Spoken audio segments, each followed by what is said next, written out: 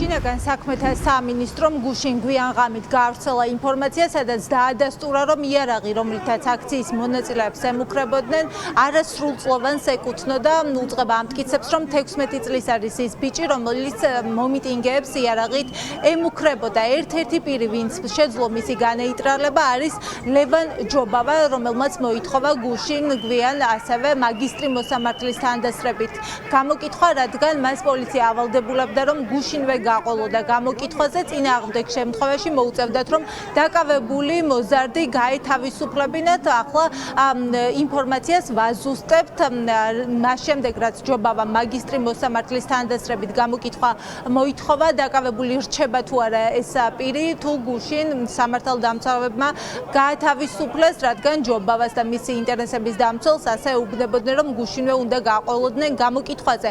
გარდა ამისა, გამომძიებლები ეუბნებოდნენ, რომ არ ჰქონდათ ჯერჯერობით მოსამართლის ნებართვა იმის, რომ თუნდაც კაფედან ამოიღოთ ვიდეო სათვალთვალო კამერის მიერ გადაღებული კადრები, რადგან ჯობავა ამტკიცებს, რომ კაფეში შესვლის შემდეგ ამ პირმა ამოიღო იარაღი, დაემუქრა, დაუნიზნა აქციის მონაწილეებს და ამის შემდეგ მოხდა მისი განეიტრალება, შებოჭვა, რის შემდეგაც სწორედ მომიტინგეებმა გადასცეს პოლიციას როგორც დაკავებული მოზარდი, ასევე მისი იარაღი.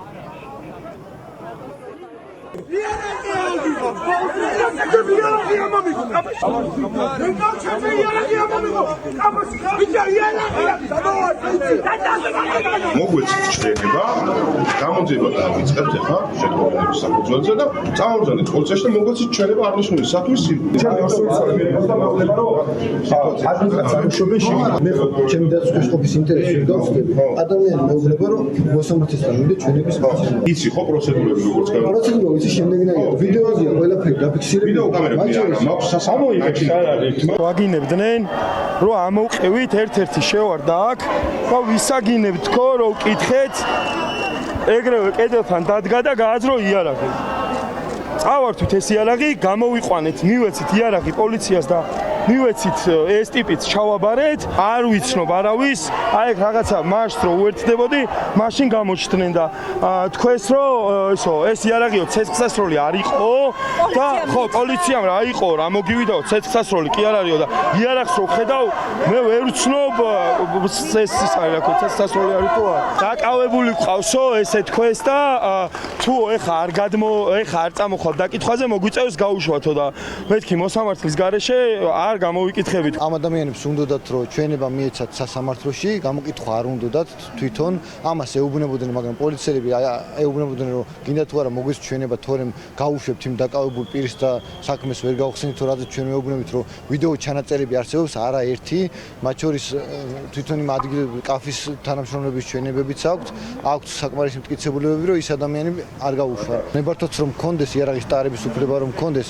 არ შეიძლება აქციაში შეკრების ადგილზე მონაწილეობის დროს ატარო იარაღი. ამიტომ ფაქტია რომ უკანონოდ იყო ეს ყველაფერი.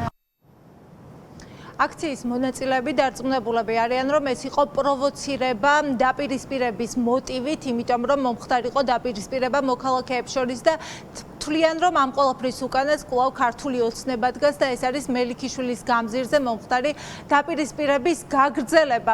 ამის თქმის საფუძველს მათ რამდენიმე გარემოება აძლევს. ერთი მხრივ მათ მოისმინეს პოლიციას როგორ გადმოსცეს შეტყობინება, რომ ეს ჯგუფები მიდიოდნენ აქციის მონაწილეების მიმართულებით, შესაბამისად თვლიან, რომ პოლიციამ არაფერი არ გააკეთა დაპირისპირების აღსაკვეთად. გარდა ამისა, თვლიან, რომ პოლიციამ ხელი შეუწყო ამ პირებს, ჯგუფის წევრებს, მათ შორის იყო ერთ-ერთი შეიარაღებული პირი, რომელიც დააკავეს, თუმცა პოლიციამ აქციის მონაწილეების თქმით მისცა სხვა პირებს ტერიტორიის დატოვების შესაძლებლობა, ისე რომ მათი პასუხისმგებლობის საკითხი ამ დრომდე დღის წესრიგში არ დამდგარა. აქციის მონაწილეები იხსენებენ, რომ გაქცეული ჯგუფის წევრები თავს აფარებდნენ სხვადასხვა სადარბაზოებს, არა და მათი თქმით ამ სადარბაზოებს აქვს კოდი და წესით წინასწარ გაფრთხილებულები იყვნენ ეს ადამიანები, სად შეეძლოთ თავის შეფარება და დამალვა. სავარაუდოდ ისევ კალაძის სიმიდან მოხდა. ტიტუშკების რაღაც ახალი სტილი მოიფიქრეს, ასე ვთქვათ, რომ პროვოცირებაზე გამოწვევის რა, რომ აი რაღაცნაირად, ასე ვთქვათ, აი ეს მშვიდობიანი ისინი რაღაცნაირად ისევ გამოიწვიონ და რაღაც აი არასასურველ ქმედებებში გადავიდნენ. თვითონ ტიტუშკას რო ჯიბეში იარაღი უდევს, ეს უკვე ის არის, ხო ვთქვათ რა. ეს იყო, მე ასე ვფიქრობ, სპეცოპერაცია ტიტუშკების ხელით.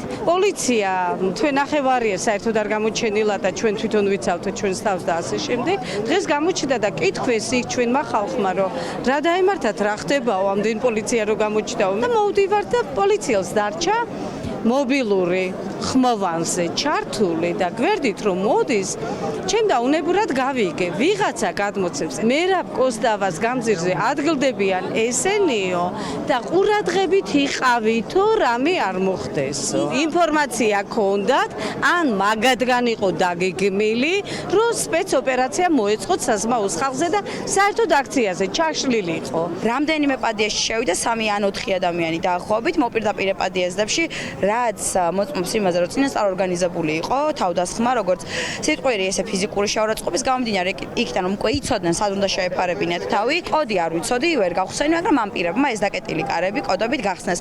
შესაბამისად გრიბოედოვის ქუჩაზე მცხოვრებ ადამიანებს მოუწოდებ, რომ აი ზუსტად ეს არის რეჟიმის სახე, რომელიც არავის უსაფრთხოებაზე არ არის პასუხისმგებელი და ის ადამიანები ნებისმიერ პირს შეუვარდებიან სახლში.